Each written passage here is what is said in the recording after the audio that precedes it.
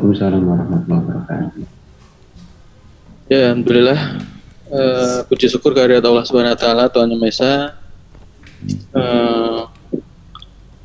Kita diberi nikmat sehat dan sempat sehingga hari ini bisa bersilaturahim kembali, dan tentu saja kita juga patut bersyukur karena setelah digembleng di bulan yang penuh hikmah, alhamdulillah kita sudah sampai pada bulan yang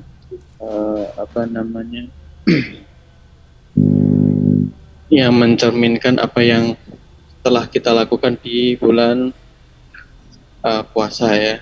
Nah, sehingga semoga amal ibadah saya dan ibu bapak diterima oleh Allah Subhanahu wa taala. Amin, amin. Ya.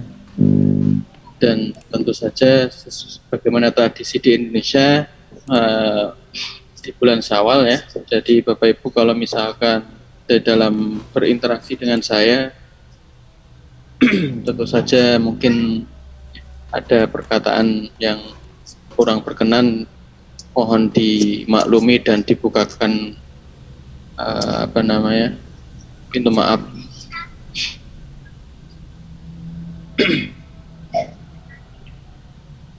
Nah, untuk perkuliahan hari ini kita mulai berdoa terlebih dahulu. Berdoa dipersilahkan. Bismillahirrahmanirrahim. Oke, Bapak Ibu,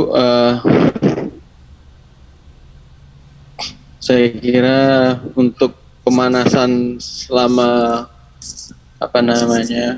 libur, kalau sebenarnya ya tidak panjang-panjang amat, tetapi karena berhubung kita diperbolehkan mudik gitu ya, jadi terasa panjang gitu ya, sehingga alhamdulillah kita diberi kesempatan untuk bertemu dengan orang-orang tersayang yang mungkin jauh di perantauan sana. Nah,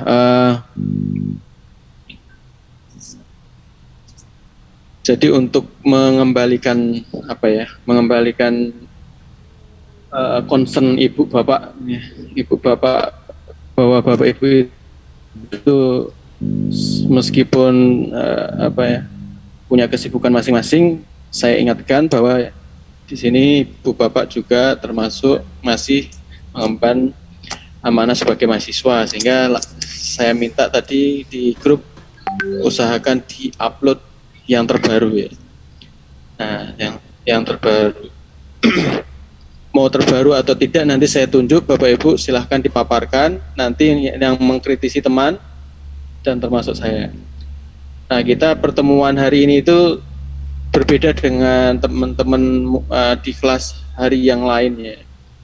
Hari ini itu di kelas kita ini kan hari Jumat itu sering libur ya. Nah, sering libur dan terakhir juga libur. Jadi pertemuan hari ini itu baru pertemuan 12 ya kalau nggak salah. Nah, jadi masih ada kesempatan 4 pertemuan untuk saya gunakan untuk cross check masing-masing artikel. Ya, kalau bisa Bapak Ibu pertemuan 17 atau paling tidak 16 itu saya sudah bisa punya kabar Bapak Ibu itu sudah kirim, itu alhamdulillah. Nah, sehingga saya harus cross check dari sekarang untuk sembari mengingatkan. Kalau untuk materi saya kira sih sudah ya kalau bagi saya. Tapi Bapak Ibu merasa kalau misalkan ada yang ingin ditanyakan terkait di luar penulisan manuskrip ya, kan pendahuluan, abstrak dan sebagainya kan sebenarnya sudah ya. Hanya saja kalau Bapak Ibu ada pertanyaan dipersilakan untuk ditanyakan dan didiskusikan. Nah, ini ya berbagi pengalaman ya Bapak Ibu. Bukan berarti yang ngomong di depan selalu punya pemahaman yang lebih, tidak mesti ya, tetapi mungkin saja berbagi pengalaman itu lebih ini. Nah, jadi saya harap nanti nilainya itu sudah keluar di sebelum sebelum Bapak Ibu itu udah naik naik semester itu sudah keluar. Tapi kalau Bapak Ibu belum mengirimkan artikelnya, tentu saja saya dengan berat hati akan memberikan nilai K terlebih dahulu ya. Jadi K itu kurang ya. Kalau di ini, tapi nggak tahu apakah dia membagi PK apa enggak, saya kurang tahu ya. Tapi kalau sudah selesai dan ada bukti kirimnya, ya, saya akan lihat jurnal mana yang Ibu Bapak pilih, ya. Usahakan jurnal terindeks yang biasa kita diskusikan ya di Scopus maupun di Thomson Reuters, tapi jangan yang ini ya, SG jangan ya. Ya. Jadi monggo silahkan mau yang Scopus maupun yang SSCI ya, Social Science Citation Index ya. Nah, silahkanlah Bapak Ibu mau kirim. Kalau jurnal terindeks SG ya, SG itu emerging atau apa itu Science Technology SG, lupa saya panjangannya itu beberapa jurnal yang tidak bagus juga masuk di situ. Nah, oke, Bapak Ibu, sembari berpacu dalam waktu ya. Nah, ini beberapa teman-teman Anda sudah upload, saya melihat di Drive ya. Meskipun tidak hari ini ya, ada beberapa yang sudah tanggal 10, ada yang tanggal ini ada yang tanggal 9. Nah, silakan, ini yang ada di laptop saya ini paling awal, silahkan untuk disampaikan dan nanti saya tunjuk siapa yang mengkritisi sehingga bahasanya itu bahasa antar Anda gitu ya. Nanti takutnya kalau bisa memberi masukannya bukan kontennya tetapi misalkan di pendahuluan itu ada, kalau saya itu kan kemarin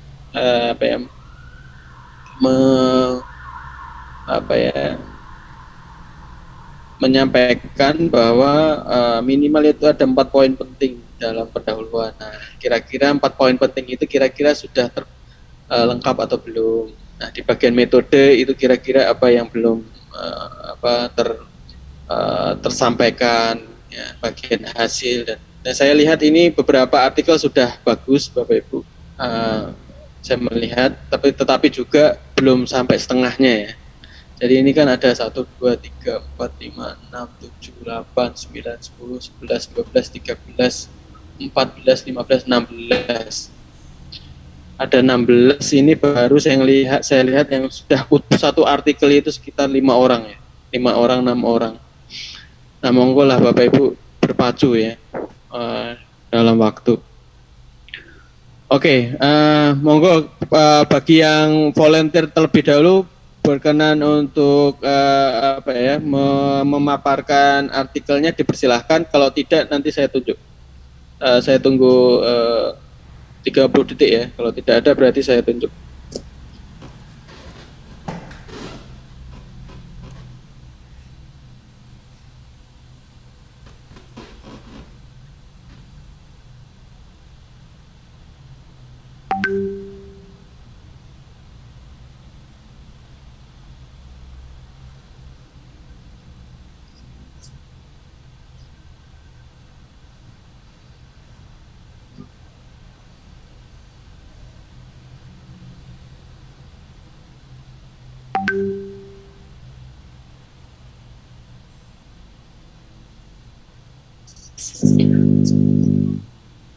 Oke, Bapak Ibu, mungkin ini ya masih suasana liburan ya, sehingga saya tunjuk saja ya. Biasanya monggo Pak Hamid ditayangkan Pak Hamid. Kemudian Mbak Nesti, mana Mbak Nesti? Nesti. Ada Mbak Nesti? Tadi saya lihat ada ya. Nesti. Ada kan ya namanya Nesi, ada kan ya? Ada Pak. Ada tadi Pak. Ya. Tapi sinyalnya sering susah di Oku Timur itu Pak. Saya.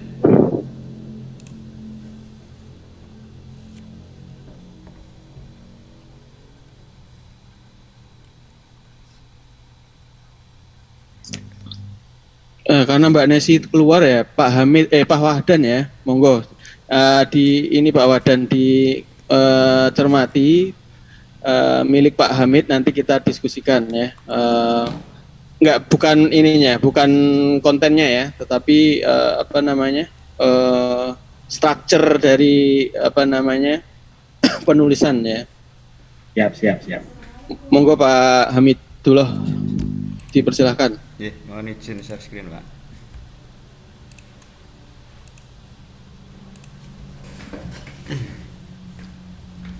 Sudah tampak nggih? Baik, terima kasih atas waktunya Pak Yopi dan teman-teman, utamanya Pak Wahdan yang nanti memberikan masukan berbobot. Gagasan awal ini sebenarnya berangkat dari guru sekolah dasar profesional di era digital. Hanya saja yang satu kemarin sudah disubmit dan saya membuat baru tentang kompetensi literasi digital guru sekolah dasar di era digital. Jadi mungkin ada 2 kata digital di judul, tapi mungkin nanti jika ada masukan. Nah, untuk abstrak ini saya sudah mengacu dengan template di Indonesian Journal of Electrical Engineering and Computer Science. Dan ini ada tujuan, kemudian ada sedikit masalah ya terkait dengan sedikitnya artikel SLR tentang tema tersebut. Kemudian juga secara teknis alur ataupun metode dalam penggalian data, kemudian pemetaan tema sampai analisis dan penyajian. Dan artikel ini yang dianalisis atau direview dengan SLR ini ada temuannya ada sekitar 259. Itu kita ambil dari database Scopus yang melalui aplikasi pihak kedua atau ketiga ya, Publish or Perish. Karena kalau saya mencari di database Scopus itu ada beberapa yang memang terlalu jauh ya, meskipun bergantung cara kita inklusinya sih sebenarnya.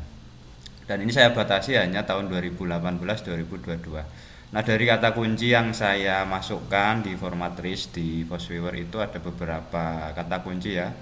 Penggunaan alat dalam media digital dalam pembelajaran, kemudian dampak dari kemampuan digital literasi atau literasi digital dalam pembelajaran, digital literasi digital, kompetensi digital, kemudian kebiasaan, kolaborasi digital dan seterusnya ya.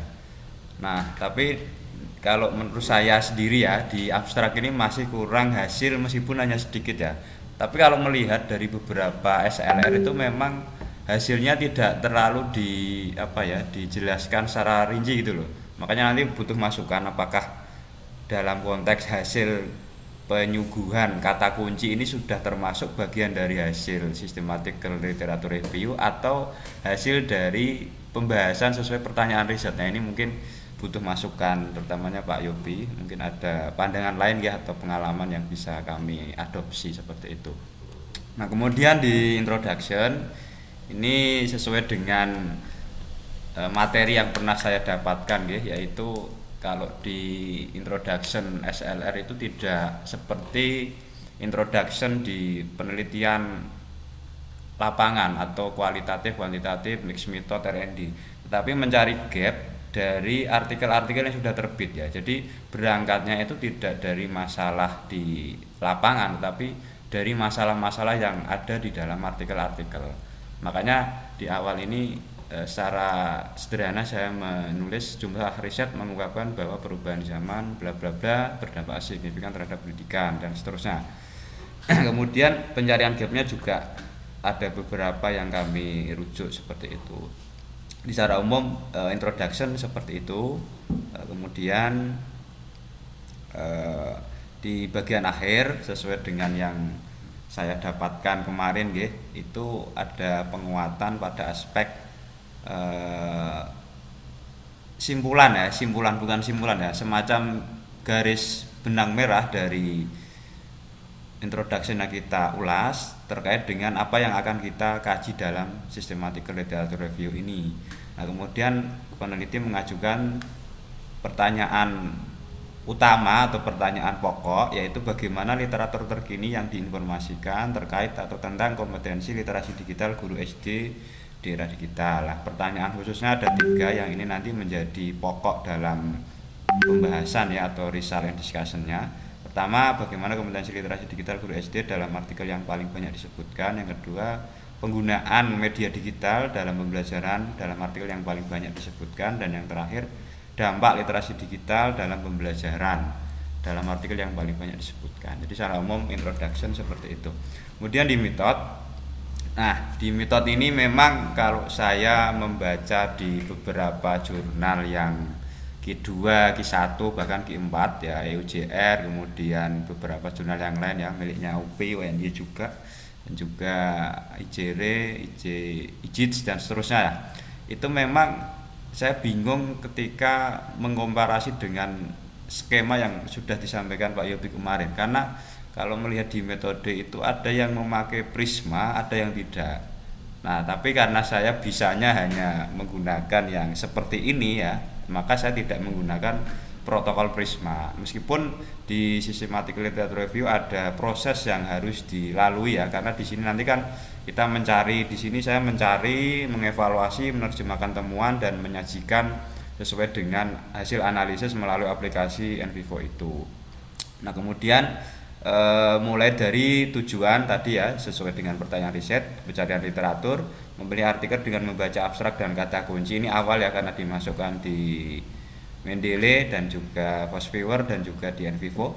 Kemudian membaca artikel secara keseluruhan ini menurut saya wajib, meskipun 50 dan harus manual karena kemampuan bahasa Inggris saya juga masih standar biasa. Dan dari situ kita abstraksi data dan penyajian hasil, karena nanti prosesnya juga melalui aplikasi NVivo itu. Nah, kemudian sebelum ke sana, ini sesuai yang sudah dilakukan teman-teman juga mungkin ya, menggunakan pemetaan pencarian ya, semacam apa ya, novelty lah, atau kira-kira tema ini digital literasi kompeten ini nyambungnya dengan apa gitu ya. Nah, dari yang sudah saya masukkan Fosviewer ini, memang yang paling tampak adalah digital literasi competence, digital literasi, dan impact of digital literasi in learning gitu ya, dan use of digital media in learning seperti itu. Jadi ada 3 tema besar yang itu sudah saya masukkan ke dalam pertanyaan riset. Jadi saya kira sudah masuk ke dalam pokok arah dari pertanyaan riset yang sudah tercover melalui pemetaan visualisasi jaringan di aplikasi Fosviewer itu. Nah, kemudian dari sini result and discussion-nya. Nah, ini mungkin masukkan saja nanti kalau ada pandangan lain, karena kalau di beberapa jurnal itu memang hasil dari jurnal sebelum dibahas per subtema ya, sesuai dengan riset questionnya, pertanyaan risetnya itu tidak mencantumkan detail seperti tahun terbitan, penerbit, metode dalam artikel, tipe, relevansi dengan pertanyaan riset, itu tidak, tapi dimasukkan di lampiran. Ada juga yang protokol Prisma itu hanya umum ya, yang kuantitatif berapa, yang kualitatif berapa, kemudian ini membahas apa, negaranya di mana, itu juga ada seperti itu. Tapi secara sederhana saya menyusun seperti ini nggih, dari 50 artikel. Jadi di sini saya tentukan tahunnya, penerbitnya, karena ini ternyata untuk mencari yang jurnal saja susah, maka kami masukkan yang proceeding seperti itu. Jadi ada metode, tipenya ini proceeding atau jurnal, dan relevansi dengan pertanyaan riset ada 3 tadi di atas. Nah, kemudian dari sini muncullah analisis yang itu sesuai dengan pertanyaan riset ya.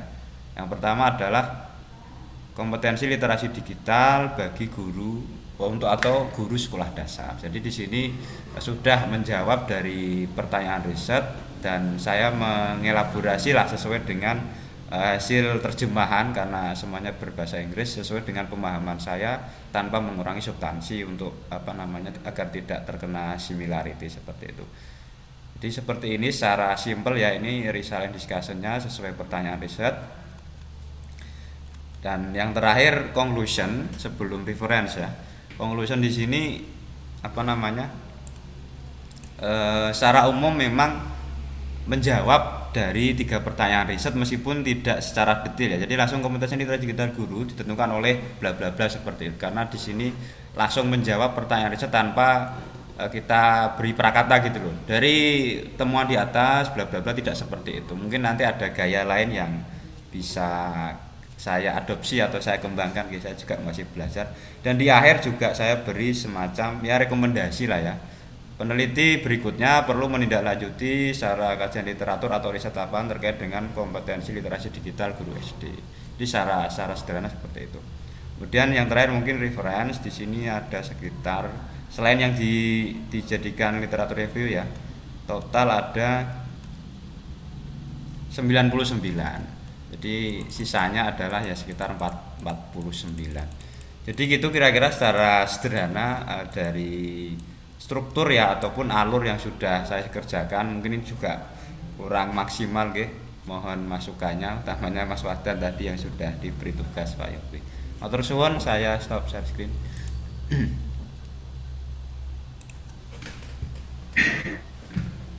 Pak Wadan. Oke, baik. Terima kasih Pak Yopi. Mas Ibda, mungkin ini Mas, share screen-nya jangan ditutup dulu. Saya belum baca ya, soalnya. Ya. Ini Nanti jadi betul-betul blind review ini. Oke, dari atas mungkin tadi judulnya digital literasi kompeten. Ada kata 2 digital itu loh, mungkin ada masukan. kompeten digital. Oh ya, yeah. Mungkin kalau saya masukannya yang digital era tidak perlu ini Mas ya. Digital literasi ya pasti di era yang digital gitu ya. Ya, memang kemarin juga gitu, tapi kok apa ya?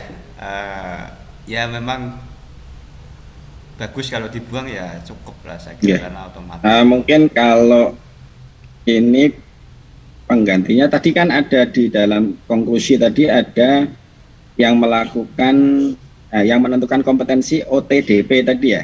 Itu skupnya apa itu berarti? Lupa saya. Itu sesuai hasil di Mas di Result and Discussion-nya ya.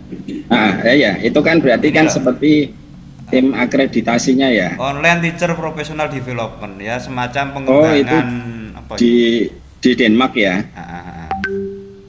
Ini skup yang dibahas dalam artikel ini seluruh dunia atau hanya di Indonesia atau apa seperti itu ya. Mungkin di era digital tadi bisa diganti dengan skupnya itu kali ya. Literasi digital di sekolah dasar.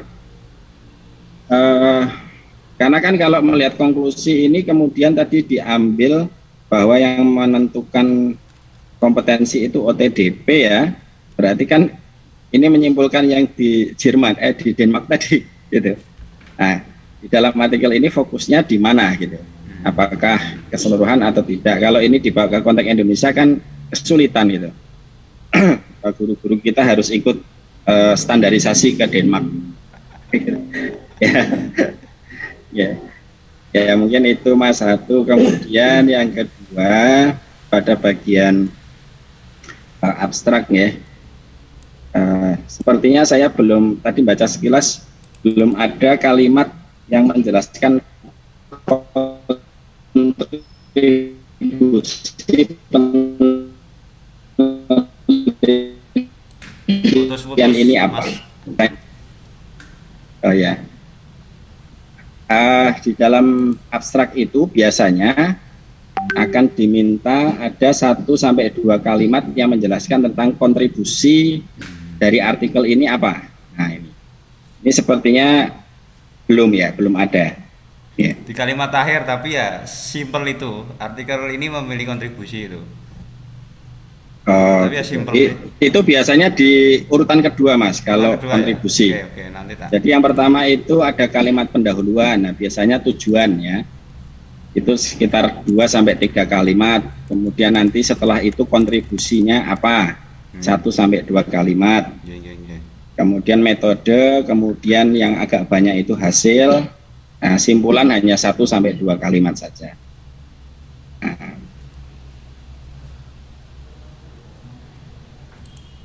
ini kalau misalnya yang kalimat kedua itu meskipun telah ada artikel sejenis, ini kan kurang apa ya?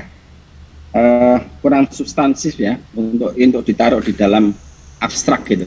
Kayak Mungkin kalau di pendahuluan ya. nah, kalau di pendahuluan mungkin oke lah. Tapi di abstrak ini kan ini bukan poin gitu. Ini malah bisa menjadi melemahkan artikel kita.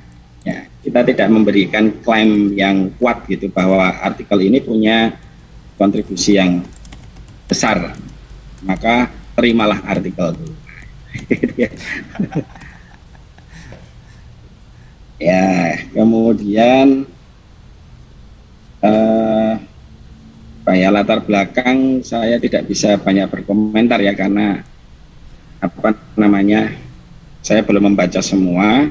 Intinya di dalam introduction itu kalau bisa itu ada bagian yang selain menjelaskan isi dari artikel yang direview, tapi juga memberikan kritik pada celah-celah ya, celah-celah yang mungkin masih bisa diperdalam lagi. Kayak Sehingga semacam celah-celah gap, Mas, ya. ya belum sampai menyimpulkan kepada gap ya, tapi misalnya ini penelitiannya bagus nih artikelnya, tetapi ini hanya masih berlaku pada wilayah Eropa misalnya gitu ya. Nah, ada apa ya sedikit mengkritisi gitu ya, supaya kita nanti bisa menentukan gapnya. Nah, itu paling tidak adalah ya. Oke, kemudian untuk metode tadi, metode yang mungkin banyak ya, metode ini yang ini sampai menjadi 50 artikel ini, kriterianya, kriteria penggugurannya itu yang sepertinya belum diungkapkan dengan detail. Dari 259 artikel, kemudian terpilih menjadi 50 ya, yang sesuai lah. Berarti kan ada sekitar 209 artikel yang dikeluarkan. Nah, itu kenapa dikeluarkan? Ya, sehingga perlu kriteria-kriteria yang detail di situ, misalnya nggak sesuai SD misalnya, atau ini bukan bahasa Inggris, atau tidak sesuai dengan yang dibutuhkan lah intinya. Hal-hal kecil-kecil seperti itu perlu dituliskan di dalam metode kalau literatur review. Ya. Sehingga nanti yang 50 itu jelas betul-betul artikel yang bagus. Oke, kemudian pertanyaan tadi bagaimana dampak? Ada 3 ya pertanyaan ke atas, kompetensi. Ini ya. Ini kan berarti konklusinya harusnya 3 ini, Mas. Nggak perlu ada yang melakukan verifikasi lembaga. Jadi konklusinya harusnya 3 ini aja. Nah, ya, berarti menjawab pertanyaan riset secara umum gitu aja ya berarti ya. Ya, jadi hanya 3 ini. Bagaimana kompetensi yang dibutuhkan? Nah, apa saja? Kemudian bagaimana penggunaan media? Ini kan nggak ada tadi, malah adanya harus ada pelatihan, harus ada ini, harus ada itu ya. Nggak ada yang jawab ini sama sekali. Iya, memang tak pedel-pedel kemarin. Itulah. Ya, saya kira itu Mas tidak yang bisa saya tangkap. Ini sangat membangun, semakin menyempurnakan. Terima kasih Mas Wadan. Ya.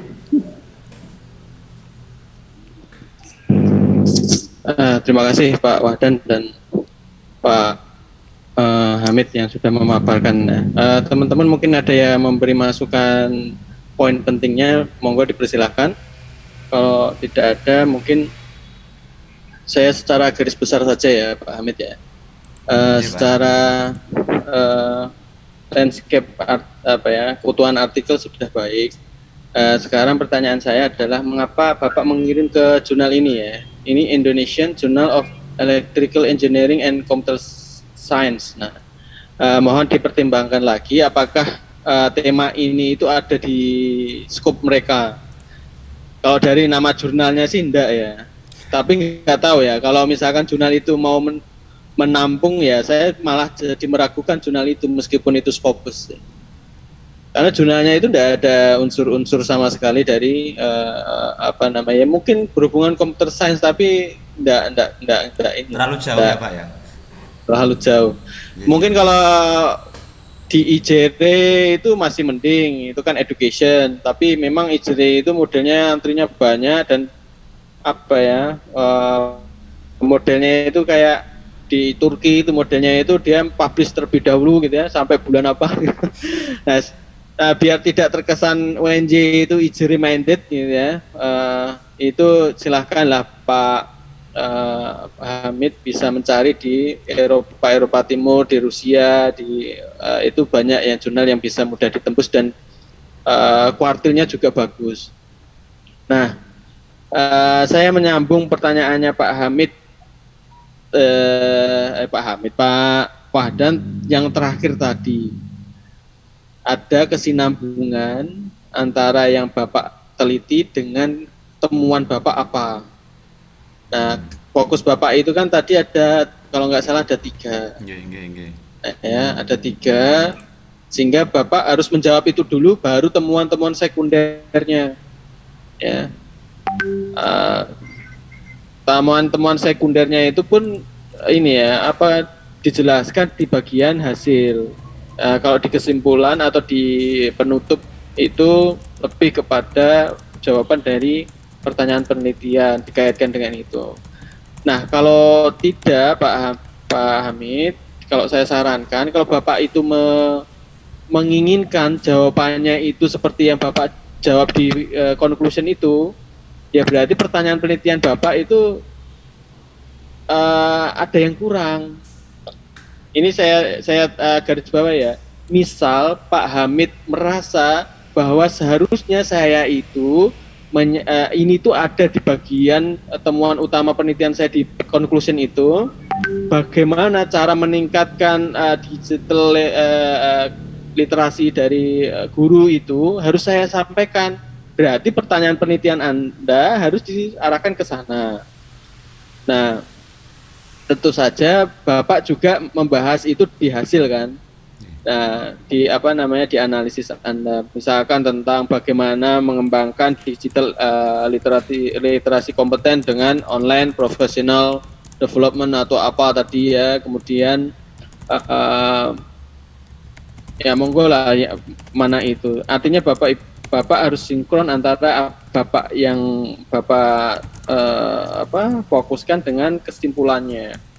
Baru nanti kalau ada temuan-temuan sekunder itu pun biasanya itu ada di bagian hasil atau pembahasan. Atau kalaupun di kesimpulan itu setelah misalkan temuan utama bla bla bla dijawab, nah mungkin ditambahi kami juga dalam studi kami juga mengindikasikan bahwa seperti ini ya, meskipun itu bukan temuan utama. Nah, kalau saya yakin sih Pak Hamid punya misi khusus. Saya mau jelasin ke pembaca itu yang bagian mana. Karena yang jelas Pak Hamid, ketika Bapak submit artikel ini, editor akan melihat ini tuh layak baca oleh pembaca enggak. Layak baca itu maksudnya itu bukan terkait bahasanya, bukan terkait ininya ya, tetapi laku enggak gitu ya. Misalkan penting sekali nih bahwa guru-guru itu meningkatkan digital literasi itu dengan cara apa misalkan. Nah, Bapak menyuguhkan itu. Nah, ini loh saran-saran penelitian banyak itu seperti ini. Misal kalau Bapak mau menyampaikan itu, ya itu dijadikan tujuan penelitian. Tentu saja analisisnya ada. Nah, jadi sebenarnya waktu itu saya pernah nyampein kayak misalkan Bapak pakai post viewer ya. Tadi kan Bapak mengaitkan digital literasi itu terkait variabel-variabel apa. Nah, saya kurang tahu apakah kenapa kok Bapak menyampaikan itu di bagian metode. Nah, itu nanti juga akan ditanya oleh reviewer, Pak. Tapi tidak apa-apa kalau Bapak misalkan ada alasan bahwa saya menyuguhkan ini itu di bagian metode, itu ada alasannya. Dalam konteks ini karena saya bukan reviewer, saya hanya menanyakan itu dan Bapak harus merefleksi diri. Kenapa saya taruh di sini? Kalau Bapak mau merasa bahwa ini itu mau saya gunakan pertanyaan penelitian, seharusnya di bagian pendahuluan dong, ya toh. Kalau ingin digunakan dasar pertanyaan penelitian gitu loh. Nah itu nanti pasti akan ditanya oleh reviewer, Pak. Kalau sudah sampai ke meja reviewer. Kayak gini, Pak, misalkan digital literasi kompeten itu terkait apa? Oh, terkait impact-nya. Oh, terkait pre-service teachers, terkait collaboration, ya. Nah, yang hubungan terkuat itu dengan yang dekat-dekat itu, kalau digital literacy competence. Hanya saja tema riset Bapak, kumpulan artikel Bapak itu ada tiga variabel besar, yaitu digital literacy kompetensinya, impact-nya, sama literasinya. Nah, tetapi Bapak fokusnya di mana? Kan Bapak judulnya aja digital literacy kompetensi kan. Nah, itu terkait apa di situ? Oh, di situ ada adaptive learning technology, educational resource, ya, kemudian pre-service teachers. Nah itu itu sebenarnya sebagian besar menjadi temuan penelitian bahwa variabel-variabel terkait para peneliti mengkaji digital literacy kompetensi itu terkait ini loh yang dikaji oleh mereka, paling banyak ini loh. Nah itu biasanya di hasil ya, setahu saya ya. Nanti sehingga ini tidak saya minta tidak saya ini hanya istilahnya Bapak Hamid silahkan pikirkan kenapa itu di bagian metode. Nah Bapak sendiri yang bisa menjawab. Tadi sebenarnya sudah Bapak jelaskan, tetapi tetap saya tanyakan. Saya kira itu ya Pak Hamid, terima kasih atas ini. Jadi semua saran ini boleh monggo boleh di saran saya mungkin dan juga saran Pak Wahdan boleh diambil yang menurut Bapak penting untuk diambil, karena tidak semua saran itu bisa kompatibel dengan apa yang kita inginkan ya. Yang tahu riset Bapak adalah Bapak sendiri ya. Oke, saya kira itu Pak Hamid. Ini Bu Nesi sudah hadir belum ya? Bu Nesi? Soalnya saya sudah baca bukunya Bu Nesi ini. Bukunya, artikelnya. Iya Pak, mohon maaf oke Pak, soalnya sinyal agak kurang mendukung. Oke. Tapi bisa share screen ya Mbak Nesi ya? Dulu Pak. Nah, mohon ini ya Mbak Nesi, kemudian Pak Wadan dulu. Pak Wadan udah ada update belum Pak Wadan itu? Kok di Drive belum ada update-nya?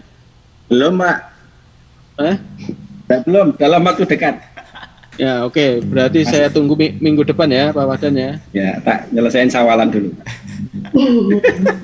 Ya, wes. Mbak siapa tadi? Mbak Nesi sama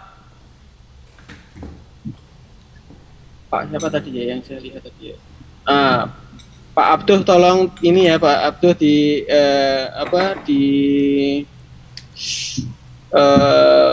analisis apa yang disampaikan Mbak Nesi artikelnya, termasuk yang ada di draft. Kemudian apa poin-poin yang perlu diberi masukan ya. Kalau kontennya tidak perlu ya, yang ininya aja structure dan tambahan-tambahannya. Gitu ya Pak Abduh dan Mbak Nesi, monggo dipersilakan. Iya, Pak. Baik, Assalamualaikum warahmatullahi wabarakatuh. Mohon share screen Pak Yopi dan teman-teman. Saya tadi kaget ketika dipanggil disuruh presentasi karena Ya, saya keluar masuk Pak, jadi penjelasannya tadi agak-agak kurang ini. Mohon minta link rekaman gitu teman-teman.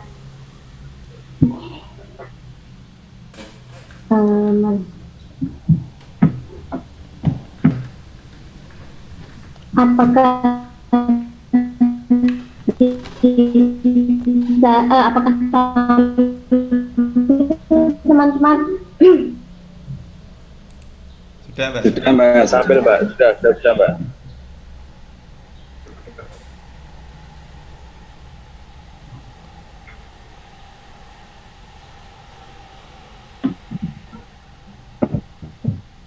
apakah sudah tampil teman-teman?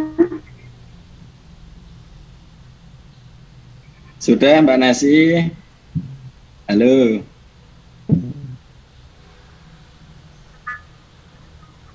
Ya. Ya.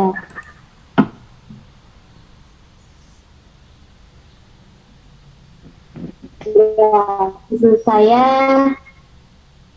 mohon maaf, saya ganti dulu karena saya kesulitan ketika mencari referensi yang judul pertama tentang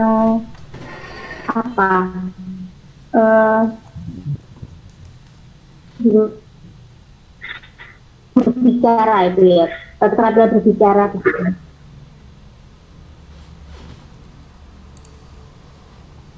Kayaknya sinyalnya susah sana ya. Dari mana Mbak Nesi, Pak Hamid? Oku Timur ya, Pak. Oku Timur. Apa itu? Kalimantan ya? Oku Timur. Kalimantan. Sumatera Selatan. Sumatera. Sumsel ya. Di Oh, Sumatera ya.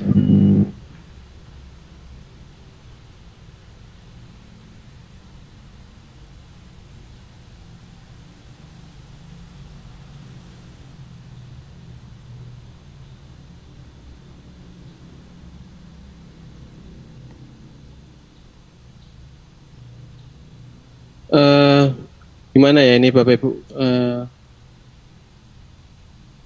Mungkin ini disampaikan permohonan maaf saya ya, nanti ini ya dilewati dulu ya. Mungkin siapa ya ini ya?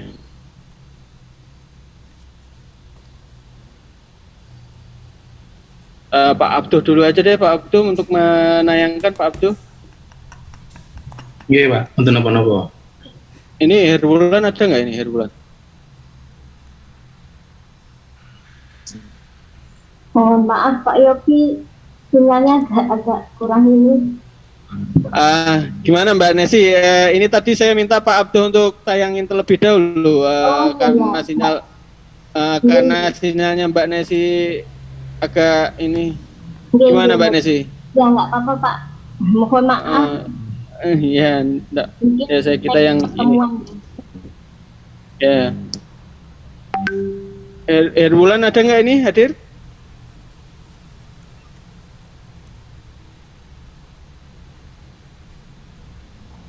Hadir Pak. Tapi ini semoga sinyalnya baik, soalnya di sini nggak ada yang bergerak fotonya. Halo? Kayaknya kok sinyal susah ya. Ini saya lagi di dalam hutan saya, iya. Oh iya. bener tuh, di pedalaman.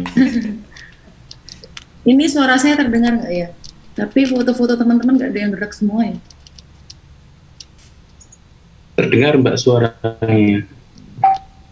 Oke, gini, coba Pak Abduh share screen dulu atau Mbak Herbulan itu melihat di drive-nya Pak Abduh ya.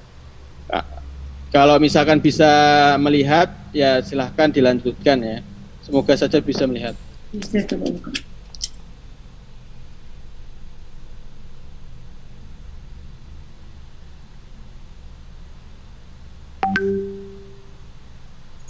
Sudah terlihat teman-teman dan Pak Yopi?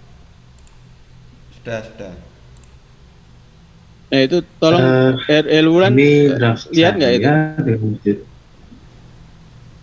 Terlihat, Pak.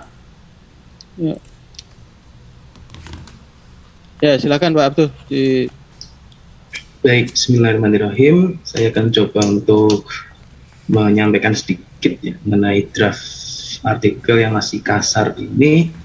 Saya coba pakai judul bagaimanakah status sosial ekonomi atau SSE dapat mempengaruhi performa akademik siswa.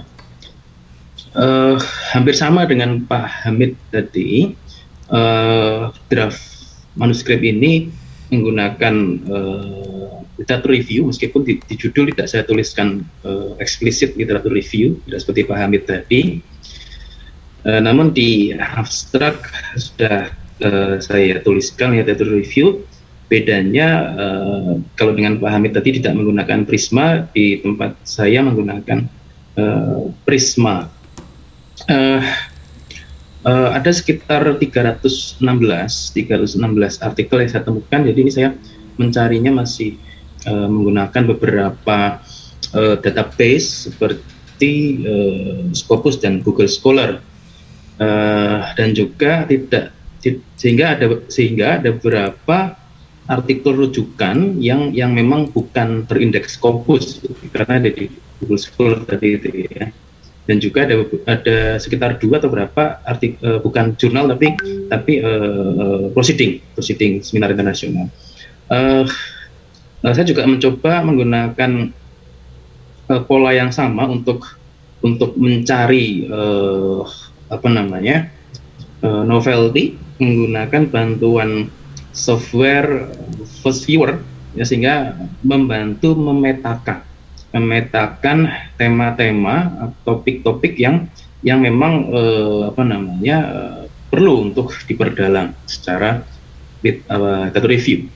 Nah, saya mencoba mengangkat 2 pertanyaan penelitian, yaitu apa dimensi utama kaitannya SSE dengan performa akademik yang paling banyak dikaji.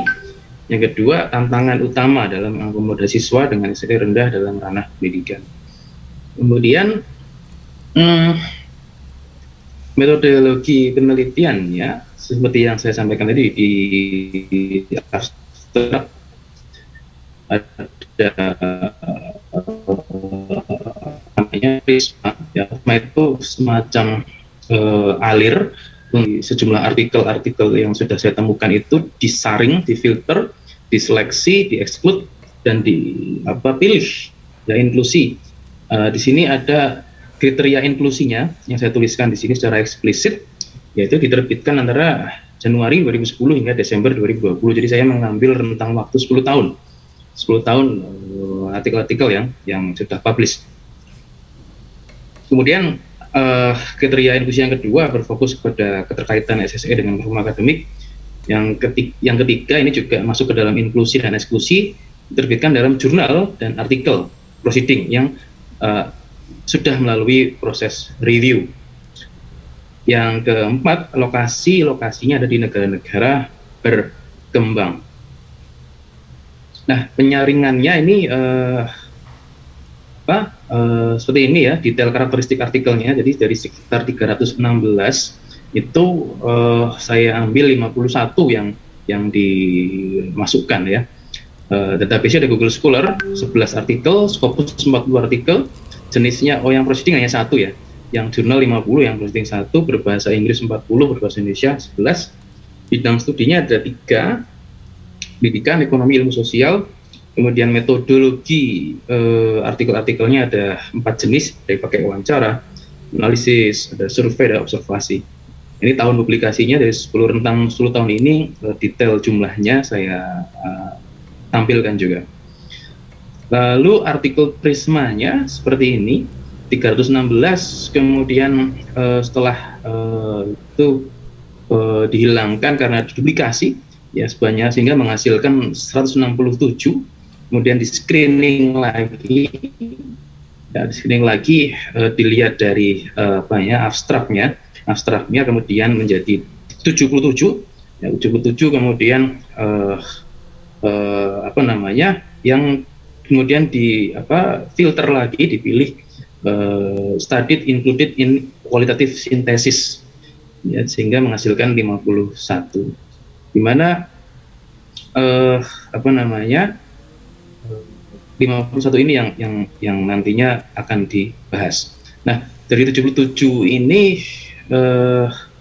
yang tidak sesuai, ya 77 yang tidak sesuai itu sudah 26, ya 7 diantaranya konteksnya tidak sesuai, kontennya tidak sesuai, dan yang sisanya 4 itu adalah tesis, yang ketiga adalah book chapter, karena tadi sudah saya sertakan di atas pedoman karakteristiknya adalah hanya proceeding dan jurnal, sehingga tesis dan book chapter tidak di-include-kan, sehingga ada 51.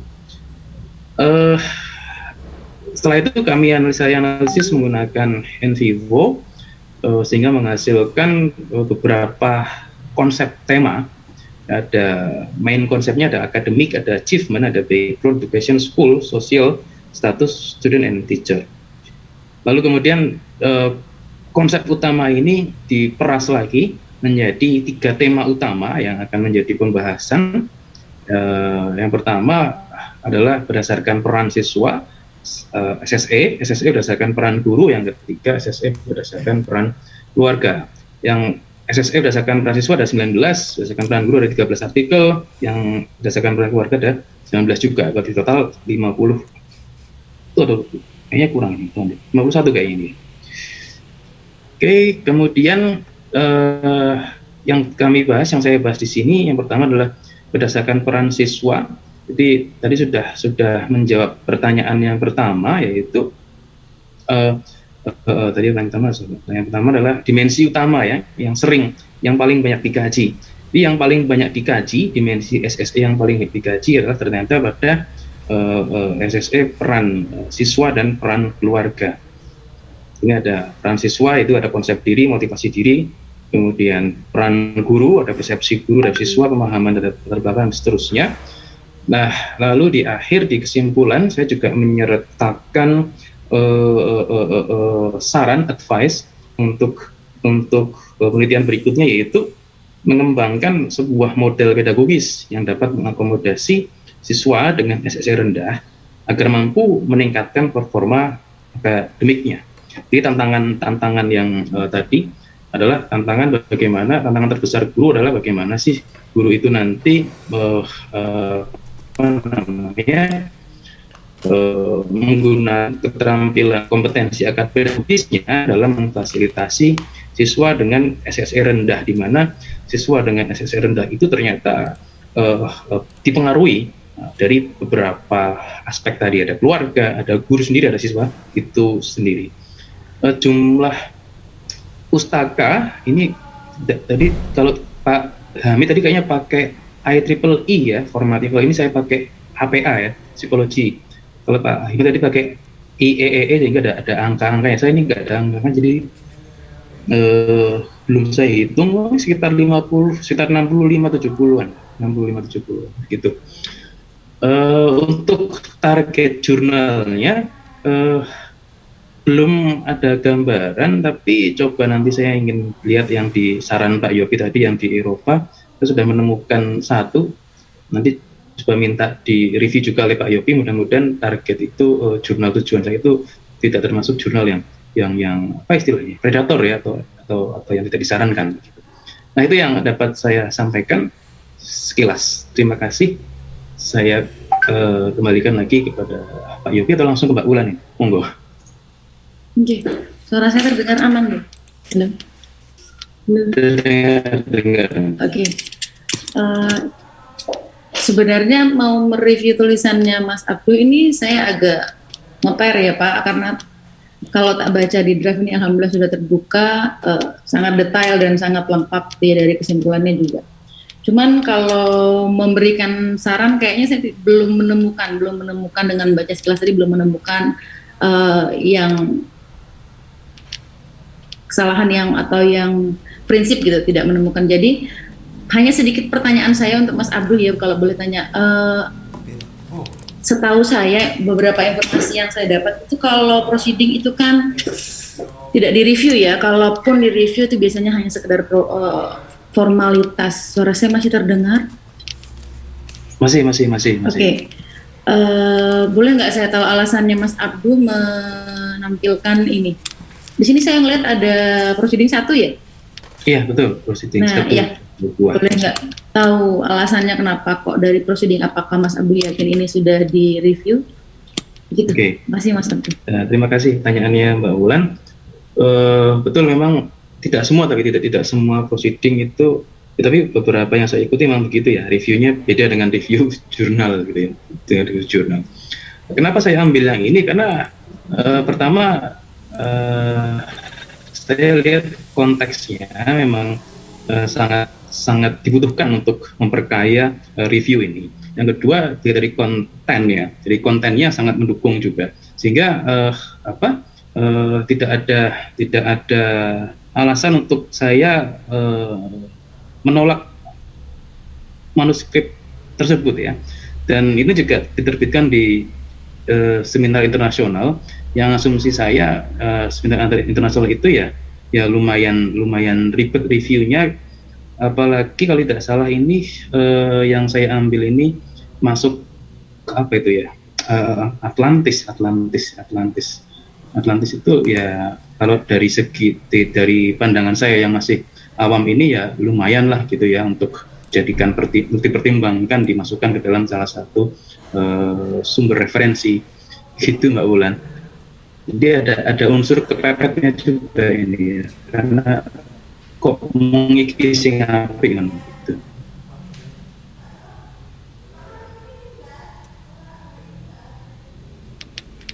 Oke, makasih Mas Abdul. Itu Mbak Wulan masih di situ? Iya, tadi terkeluar sebentar, tapi di awal tadi mendengar ya. Makasih Mas Abdul. Itu jawabannya Mbak. Diulangi bener Rais.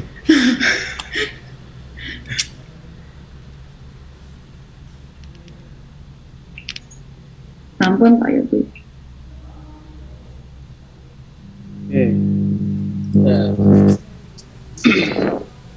Oke.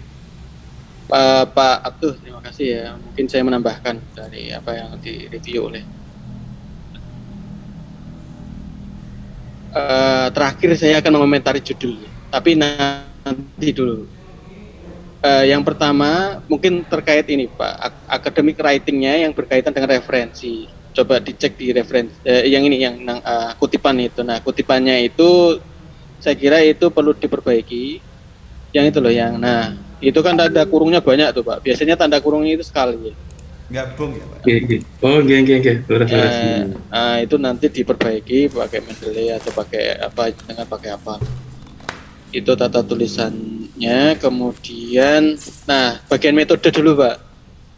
Ini secara teknis tidak apa-apa ya. Nanti mumpung saya itu ngelihat tadi ada yang di bagian metode tadi mana? Nah, oke. Tadi kayaknya ada gambar ya Pak.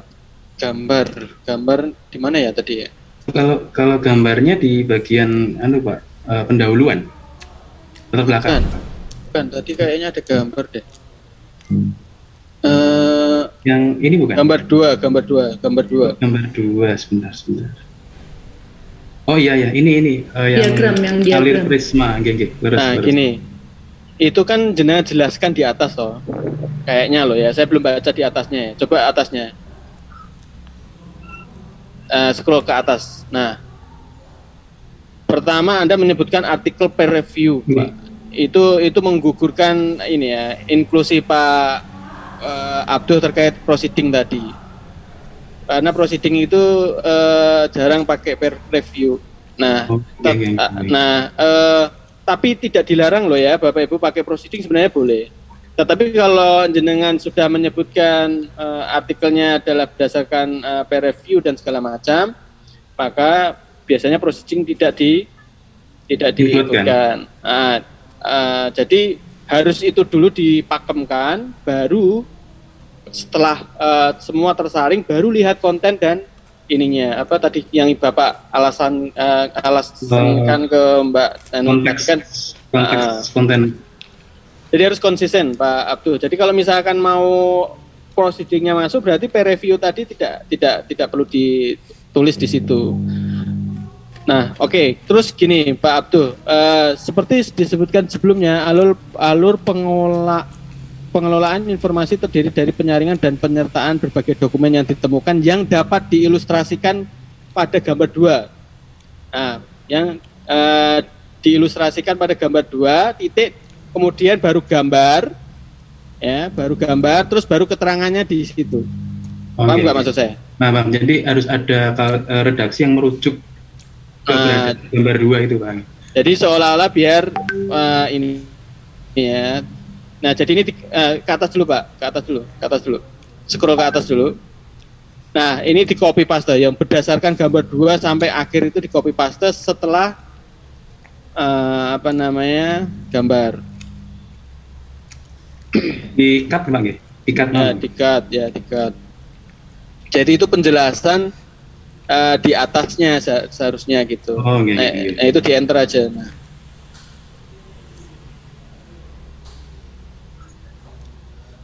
Nah, itu nanti silakanlah diperbaiki ininya formatnya. Nah, itu kemudian ini secara teknis ya. Kemudian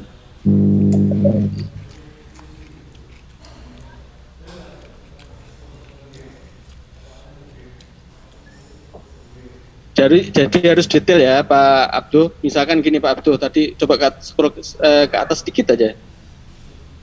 Nah, enggak tadi yang alur tadi, yang alur. Nah, ini konteks, konten, tesis, book chapter itu maksudnya apa sih Pak? Nah, itu yang dikeluarkan gitu ya?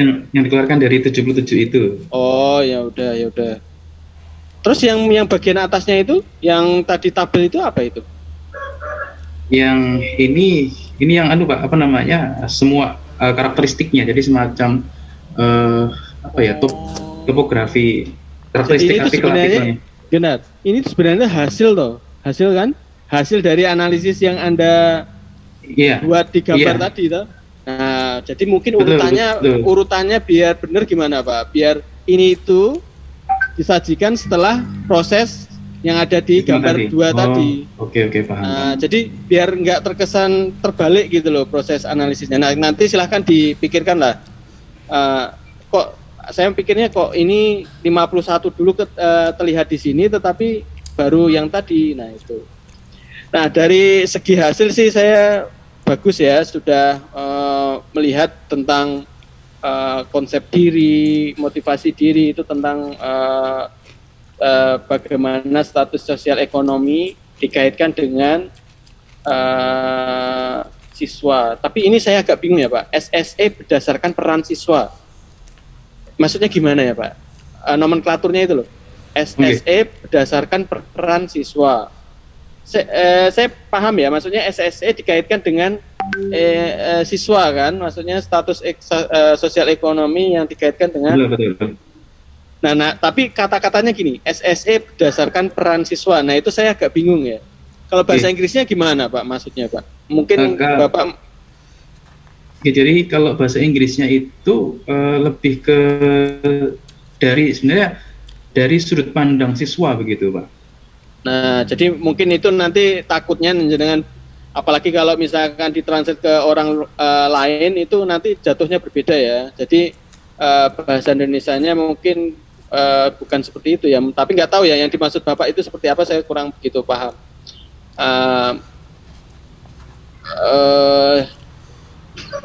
Udah bagus ya, jadi ada berkaitan dengan. Nah, sekarang pertanyaan saya Pak, ini Pak Abdul ini Pendas atau yang lain? Pendas ya? Okay. Nah, boleh Bapak itu ini ya, meneliti yang umum seperti ini ada unsur ke-SD-an ada nggak? Ada Pak, karena alasannya ada Pak, karena di atas belakang sudah saya sebutkan yang paling SSE itu paling mempengaruhi ketika siswa itu berada di usia sekolah dasar. Jadi semakin dewasa siswa, semakin berkembang usianya, semakin tidak mengaruhi begitu Pak. Betul, tetapi kan analisis Bapak tetap secara keseluruhan umum kan ya. Nah, enggak apa-apa Mbak, enggak apa-apa. Artinya ini kan itu kan artikel penunjang disertasi. Betul. Nah, jadi yang nggak ada sekolah dasarnya nggak apa-apa. Hanya saya ini menganjurkan tadi barusan Bapak bilang tadi semakin ini itu ada nggak? Maksudnya itu sebagai temuan nggak? Nah, jadi ya meskipun Bapak menganalisisnya secara umum, paling tidak ya bisa kita klaim bahwa anak SD itu penting untuk kita kaji terkait ininya gitu ya. Nah, tapi saya nggak melarang Pak untuk Bapak meneliti secara umum, tidak masalah. Hanya saja kalau bisa diarahkan sehingga nanti pas disertasi ini bisa dicomot gitu loh. Maksudnya itu misalkan tadi Bapak bilang barusan tadi terkait SD gini semakin ini tadi bilang Bapak begitu, bisa kita comot, kita kutip di disertasi kita sebagai temuan utamanya, ya kan. Nah kemudian yang selanjutnya, nah saya belum bisa belum bisa memutuskan ini itu bagus sesuai struktur artikelnya, itu belum mengikuti template yang Bapak tuju, ya kan. Nah, sehingga ini apakah sudah pas atau belum sesuai template-nya, saya belum bisa berkomentar. Kalau Pak Hamid, saya tahu betul itu jurnal yang dikelola UADI kalau tidak salah ya, engineering itu ya. Nah, kalau saya sarankan Pak Hamid itu ubah aja ke Ijere ya, toh juga sama template-nya ya. Nggak tahu kenapa Pak Hamid itu kok ininya engineering gitu ya. Memang jurusannya engineering Pak Hamid. Benten Pak. Kemarin mungkin salah menerima informasi terkait fokus and scope jurnalnya mungkin Pak. Ya, kalaupun diterima Pak Hamid itu kumnya nanti kecil Pak. Ya, bener Pak. Jadi nanti misalkan Anda dinilai di penilai pusat itu nanti akan dijatuhkan karena tidak sesuai dengan ya tema judul itu. Saya kira Pak Hamid sama dengan Bu Indriana yang dulu cerita dari seni tari ke matematika ke tari, yang sekarang pendidikan dasar gitu kan. Siapa tahu Pak Hamid itu dari teknik kemudian yang lain bisa saja itu. Oke. Saya lihat sudah baik Pak Abdul. Saya juga sudah coret-coret tapi sudah Anda revisi tadi di draft. Kemudian nah ini Pak Hamid juga kita bisa belajar bareng. Kalau Pak Abdul dia menggunakannya di bagian pendahuluan yang tadi viewernya untuk menentukan tadi variabel-variabel yang terkait. Jadi itu bisa tergantung kita ya. Bisa kita gunakan di bagian pendahuluan, bahkan bisa dijadikan hasil review. Nah, kemudian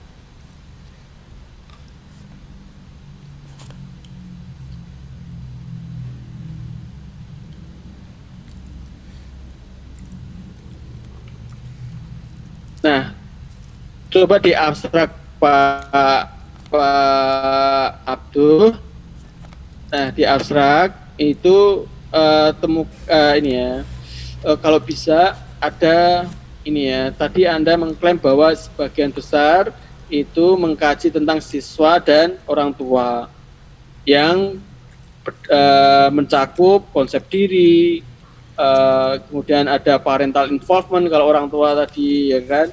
Nah, jadi tidak hanya berhenti di 3 tema utama, kecuali kalau Bapak misalkan submit di Elsevier. Elsevier itu hanya 100 kata kalau nggak salah. Nah, dan itu memang harus benar-benar Bapak harus pilih bagian yang penting, dan itu sudah termasuk bagian yang Bapak tonjolkan, ini loh temuan kami. Nah, saya kira itu ya Pak. Nah, sekarang saya tanya, saya tagih terkait judul. Bagaimana status sosial ekonomi dapat memengaruhi performa akademik siswa? Sekarang dikaitkan dengan pertanyaan penelitian Bapak dan temuan Bapak. Nyambung ora? Eh, Nggak nyambung sih Pak ya. Jadi monggo dipikirkan bersama ya, bukan bersama ya, dipikirkan sendiri Sendiri ya. aja Pak. Nah, Maksud saya harus ini matching ya antara judul yang Bapak ambil, bagus sih judulnya gitu ya, catching ya, tetapi harus nyambung juga dengan temuan Bapak ya. Nah silahkanlah nanti judulnya apa, kemudian terkait Bapak tadi bilang mau jurnal apa, silahkan disampaikan Pak biar kita cek gitu ya. ya, ini saya stop share dulu Pak supaya bisa membuka linknya. Boleh. Sebentar Pak, saya apa?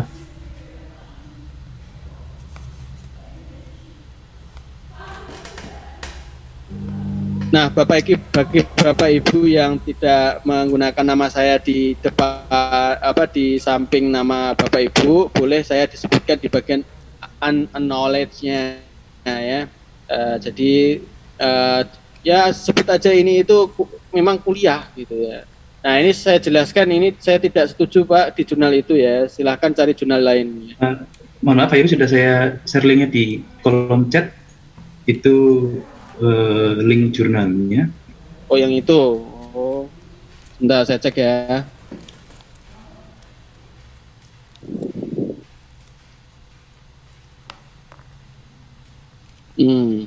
Oke.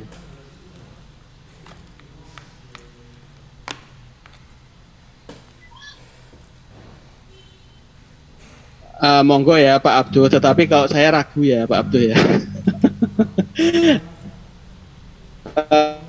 Ragunya dia itu gini Pak, di Turki itu termasuk ini, itu dia nggak ngomong, kadang-kadang itu nggak ngomong ada bayaran, tapi di akhir itu nagih gitu loh. Ya itu yang nggak suka itu saya. Kecuali kalau ada tulisan bayaran ya di depan, itu nggak ini Pak Bapak Ibu, kita bisa estimasi keuangan kita. Oh ini cukup bagi keuangan kita, ini enggak.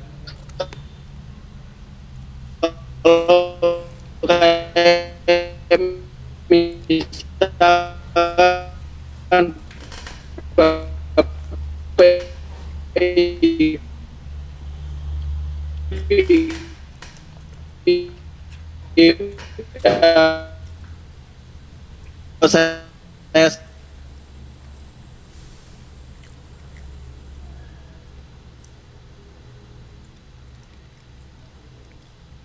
nggak mau ya, artinya kepepetnya nggak gratis, yang murah aja.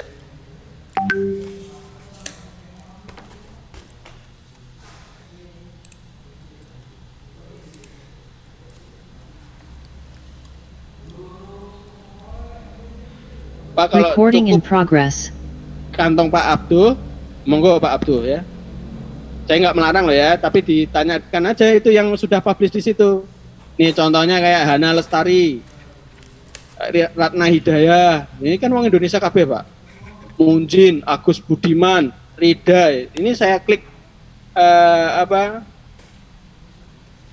email link Anda itu semua orang Indonesia nih. Usman, Sudana Degeng, Abdul Fatah, ini Indonesia semua. Nah, silahkan ditanyakan di sana, bayar enggak? Kalau saya jamin itu bayar. Nah, contohnya gini Pak, boleh kok Bapak Ibu tidak saya haruskan Q1, Q2, boleh Q3 maupun Q4 boleh. Kayak misalkan education and self development itu di Eropa Timur, ya, di Eropa Timur dan free. Kemudian yang selanjutnya ada lagi the New Educational Review, itu juga free. Kemudian apalagi ya Bapak Ibu, banyak kok yang free itu. Higher Education in Rusia itu juga free, tapi memang agak berbau-bau Rusia bahasanya ya. Ada yang campur bahasa Rusia dan bahasa. Tetapi monggo Pak Abdul, saya tidak melarang. Pokoknya kalau sesuai kantong Anda dipersilahkan. Tetapi lagi-lagi track record ya Bapak Ibu. Tahu-tahu jeduduk ada tulisan cancelled gitu ya kan, apa ya, agak ini ya, atau discontinued ya kan? Kadang-kadang begitu. Nah, ini yang terbaru sudah ada Pak Abduh, yang tahun 2021 itu sudah muncul di SJR, dicek lagi apakah discontinue apa enggak. Tapi kalau selamanya merasa Anda mampu bayarannya dan Anda juga merasa tidak masalah, silahkan dilanjut Pak. Langsung disesuaikan template-nya. Saya kira itu ya, terkait konten sudah baik. Terima kasih. Oke, terima kasih Pak Yopi, terima kasih. Ya. Oke, Bapak Ibu, kemungkinan ini tidak habis ya. Sebenarnya ini tadi saya minta Bu Herbulan karena sudah waktunya sudah 2:30 ya. Mungkin Bapak Ibu yang mau menyampaikan sesuatu atau feedback atau bertanya dipersilahkan sebelum kita akhiri. Kalau nggak salah kita itu 14 berapa ya? 14, berapa Mbak Vera? 14.40 ya? Tanya boleh Pak? Monggo Pak Hamid. Yang mungkin ke Mas Abduhnya ya, tidak ke Pak Yopi secara khusus. Yang Mas di Abduh unlimited. kriteria inklusi tadi kan kalau nggak salah saya ingat tahun 2010 sampai 2020 ya. Nah apakah itu istilahnya bagus atau lazim atau gimana, karena kan kalau melihat tahun kan sekarang sudah 2022 dan yang tahun 2022 pun mungkin sudah ada banyak yang jurnal Scopus yang sudah terbit ya, baik periode Januari misalnya, April, Maret dan seterusnya. Kenapa kok 10 tahunnya dari 2010 sampai 2020 gitu loh, kok enggak 2022 gitu kan. Itu yang pertama. Yang kedua yang tadi berkaitan dengan metode tadi kriteria tadi loh, saya lupa ya.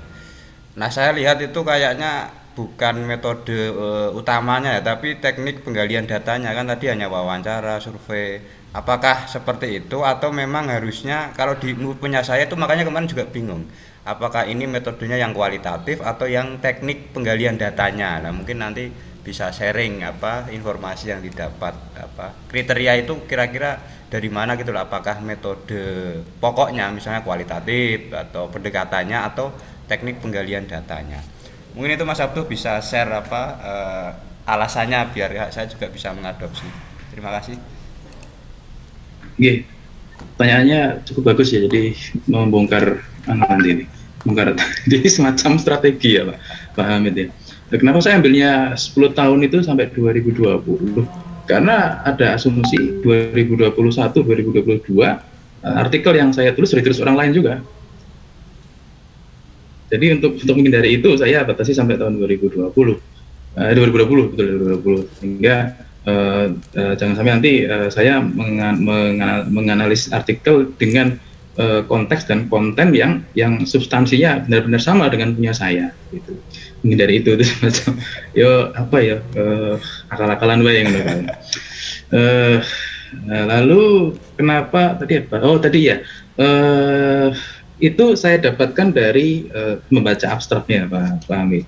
Dari abstraknya menggunakan penggalian datanya, betul kata Pak Hamidullah ya, penggalian datanya, metodenya kualitatif, jadi pengumpulan datanya ada yang menggunakan wawancara, ada yang menggunakan observasi dan seterusnya. Jadi itu hanya semacam kalau di artikel literatur review yang beberapa artikel literatur review yang pernah saya baca itu memang gaya selingkungnya agak bebas ya, tidak sekaku yang lainnya, jadi macam-macam gaya penulisan artikel literatur review.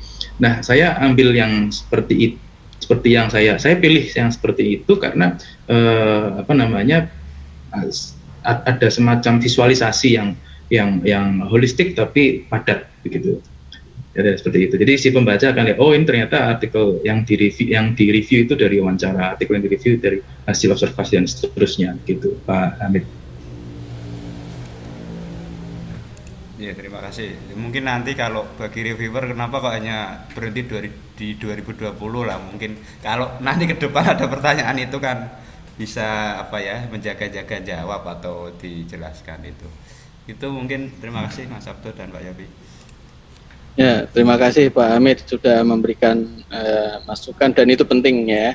Jadi itu refleksi penting bagi Pak Abduh, dan saya nggak ngeh ya, itu memang kalau saya sebagai review langsung saya tolak ya.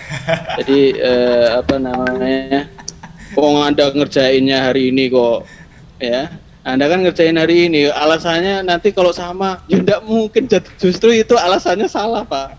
Kenapa? Kalau Anda itu analisisnya sampai 2022, Anda akan mengidentifikasi, oh ini tuh sama dengan saya, beda dengan saya, gitu kan? Malahan, ya kan? Artinya saya akan menghindari kesamaan itu, gitu kan? Nah, kalau alasannya kayak gitu ya, malah jadi apa ya? Nah, tapi itu monggo lah Pak Abdul mau direvisi silahkan, karena ini kan saran ya. Tapi yang jelas itu penting ya, harus sampai 2000 ya paling tidak 2021 lah, karena 2022 itu belum berakhir alasannya ya paling tidak 2021 akhir itu, karena 2021 itu berarti dari Januari sampai Desember itu terinclude.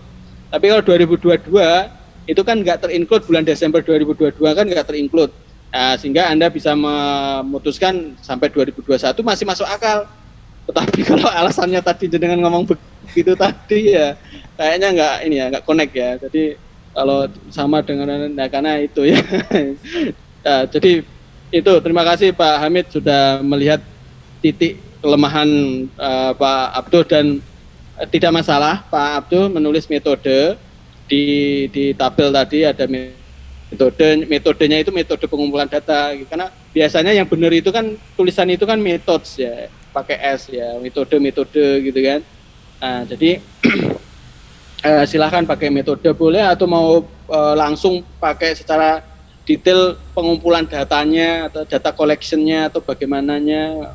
Tapi kalau Pak Abdul cukup metode ya tidak apa-apa, karena ketika klasifikasi tadi, interview, kemudian kuesioner, itu udah pembaca sudah tahu, oh itu metode itu maksudnya cara mengumpulkan datanya, kan metode cara mengumpulkan data. Terima kasih Pak Hamid, Pak Abdul, dan ini jadi saling berdiskusi bukan untuk mencari kesalahan ya, tetapi untuk perbaikan ya. Untuk mencari perbaikan bersama. Insya Allah kita akan lanjutkan minggu-minggu depan, dan Bapak Ibu meskipun nanti ada teman kelas lain yang sudah selesai untuk mata kuliah yang sama, pokoknya intinya kita harus kuliah sampai 16 pertemuan ya. Ini baru 12 pertemuan. Nah, mau waktunya di lain Jumat ya silahkan Anda diskusikan sendiri ya. Saya kira itu, terima kasih. Saya kira cukup 10 menit untuk berdoa ya Mbak Indriana. Jadi 10 menit untuk berdoa itu lebih dari cukup. Kita akhiri Bapak Ibu, terima kasih. Assalamualaikum warahmatullahi wabarakatuh. Selamat siang. Assalamualaikum warahmatullahi wabarakatuh. Matur nuwun Pak Yopi. Assalamualaikum warahmatullahi wabarakatuh.